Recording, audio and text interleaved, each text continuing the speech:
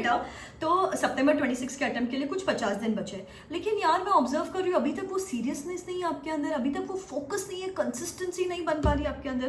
बेटा I am telling you, September attempt is the most crucial attempt अगर आपको CA intermediate या CA foundation का एग्जामिनेशन क्लियर करना है तो। बिकॉज बेटा एक ऐसे एडवांटेजेस है सितंबर 26 अटेम्प्ट के जो शायद आपको अभी तक रियलाइज नहीं हो रहे हैं। ये एडवांटेजेस की वजह से आपके 3 महीने 6 महीने 1 साल कैसे बच जाएगा ना, आपको समझ में भी नहीं आएगा। तो अगर आपके मन में at the corner of somewhere of your heart अगर आपको लग रहा है ना कि यार मैम सितंबर में नहीं हुआ तो जैन में दे देंगे, बाद में दे देंगे, hear me out for the next 2-3 minutes very carefully. एक 2-3 ऐसे रीजंस बताओगी जिसकी वजह से आपको समझ में आएगा कि ये सितंबर 26 अटेम्प्ट क्यों क्रूशियल है मुझे क्लियर करना। एंड ऐसे ही बहुत सारे वीडियोस चैनल पे आते रहेंगे, सब्सक्राइब करके रखना, बेल आइकॉन हिट करके रखना। सबसे पहला रीजन बेटा, अभी मुझे ये नहीं पता कि ये ट्रूथ है या ये फेक है, बट उठती उठती खबर तो है मार्केट में, फेक न्यूज है या गॉसिप है या व्हाटएवर इट इज। आपने भी सुना होगा कि जैसे सीए फाइनल की 3 अटेम्प्ट से 2 अटेम्प्ट हो गए, वैसे हाई प्रोबेबिलिटी कि सीए इंटरमीडिएट में भी 3 अटेम्प्ट से 2 अटेम्प्ट हो जाए। फिर आपको लगेगा मैम इससे क्या फर्क पड़ जाएगा? बेटा बहुत फर्क पड़ेगा।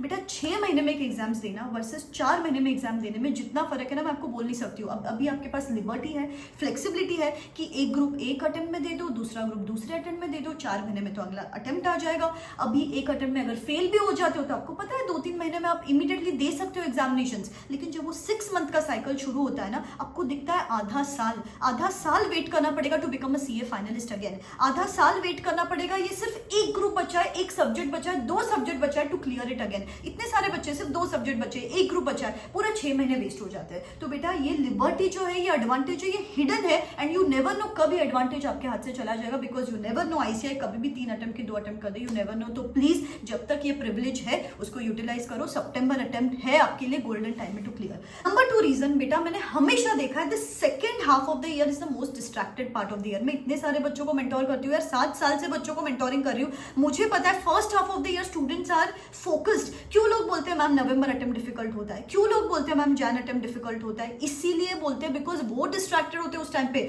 उसी टाइम पे फेस्टिविटीज होते हैं, उसी टाइम पे वेकेशन चलते हैं, उसी टाइम पे घर पे शादियां होती रहती है, घर पे सफाइयां होती रहती है। Even if a student wants to study ना, एक दिन पढ़ पाता है, 4 दिन नहीं पढ़ पाता है, वो मोमेंटम लॉस हो जाता है बाद में जाके। आपने भी ऑब्जर्व किया होगा अगर आपने कभी भी नवंबर में या जैन में एग्जामिनेशंस दिया है, अरे बहुत ज्यादा माहौल ही अलग रहता है यार। सब मिठाइयां खा रहे हैं, बाहर नाच गाना हो रहा है, वो नवरात्रि में लोग डांडिया ही खेलते जा रहे हैं, घर पे सफाइयां ही होती जा रही है। फिर आपको ना एक तो आइसोलेटेड फील होता है, आप खुद को सिंपैथी देने लग जाते हो और फिर फोकस का भी इशू हो जाता है। आपको कितना भी डिसिप्लिन रहना, आप नहीं रह पाते हो। तो इसीलिए सितंबर अटेम्प्ट तक ना ज्यादा डिस्ट्रैक्शंस नहीं है आपके पास। मैक्स टू मैक्स एक रक्षाबंधन का फंक्शन आने वाला है, लेकिन बाद में बहुत सारी चीजें आएगी जो आपको डिस्ट्रैक्ट करेगी। इसीलिए दिस अटेम्प्ट फोकस वाला अटेम्प्ट है। प्लीज यार एक बार का निकाल लो। अभी जुलाई मंथ तो सबसे ज्यादा क्रूशियल है आपके केस में, बिकॉज जुलाई मंथ में तो कुछ भी नहीं है, बाद में रक्षाबंधन आएगा या जन्माष्टमी वगैरह आ सकता है, लेकिन ये जो जुलाई मंथ है इसको कैपिटलाइज करो। अगर आप रेडी हो ना कैपिटलाइज करने के लिए, comment in the comment section में लो I am going to utilise my July month to the fullest and make sure I clear in the September attempt. बहुत क्रूशियल है बेटा। एंड द थर्ड रीजन आपको भी सबको पता है,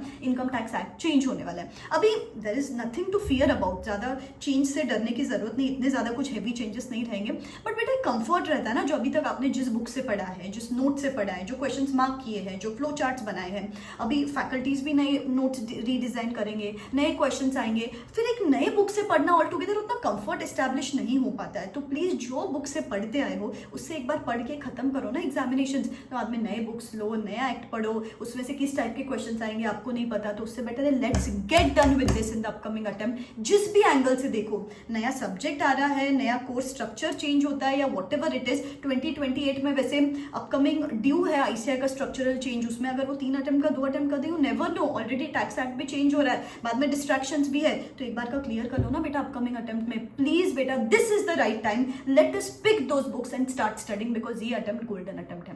एंड आपको मेरी किसी भी हेल्प की जरूरत है, मेरा 1-to-1 मेंटरशिप प्रोग्राम ऑलरेडी चल रहा है। मैं पर्सनली आपसे बात करती हूँ, फॉलो अप लेती हूँ, टेस्ट सीरीज देती हूँ, टेस्ट रिजल्ट्स डिस्कस करते हैं, डेली स्टडी ट्रैकिंग होता है, यहाँ पे बहुत यूजफुल रहता है। डिस्क्रिप्शन बॉक्स में लिंक दे रही हूँ। बस बस बस पढ़ाई करना शुरू करो, ये टाइम वापस नहीं आने वाला है। Study now to avoid regrets later. चलो शुरू करते हैं। All the very best, bye bye, take care.